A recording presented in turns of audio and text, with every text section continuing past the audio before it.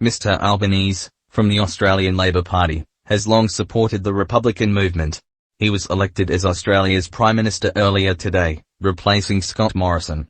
In 2018, he said the country should hold a national vote on becoming a republic. While the Labor Party manifesto did not include any plans for a referendum on republicanism, the anti-monarchy organisation Republic said that a republic will happen as a result of his election. Posting on its official Twitter account, it said, "Excellent to see pro-republic Anthony Albanese becoming Australia's PM. Won't be a referendum just yet as they're rightly committed to first recognising Aboriginal people as the original Australians in the Constitution. But a republic will happen. The party is committed to holding a referendum to create an Indigenous voiced parliament, which would allow First Nations people a say on policies and laws affecting their communities." At the last election, Labor set aside $160 million for an advisory plebiscite to determine support for a republic, before a referendum on the issue. Speaking about the two issues, a spokesperson for the party said, "Constitutional recognition and a voice to Parliament for First Nations people remain Labor's constitutional reform priority, and at this stage, this is the only referendum we are committed to in our first term of government." Mr. Albanese's elections comes at a tricky time for the monarchy, as several other countries have begun pursuing republicanism.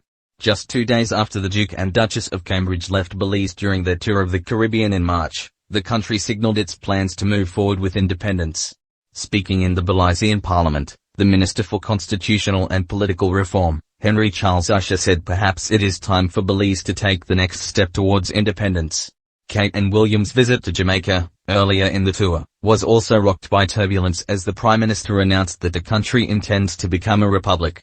In an official meeting with Kate and William, the country's Prime Minister Andrew Holness said, "There are issues here, which as you know, are unresolved, but your presence gives us an opportunity for those issues to be placed in context, to be out front and center and to be addressed as best we can. But Jamaica is, as you would see, is a country that is proud of its history and very proud of what we have achieved. And we're moving on, and we intend to fulfill our true ambitions and destiny to become an independent, developed and prosperous country." Barbados removed the Queen as head of state in November last year, with the country's government saying it is time to fully leave our colonial past behind. Responding to the news, Buckingham Palace said it was a matter for the government and the people of Barbados.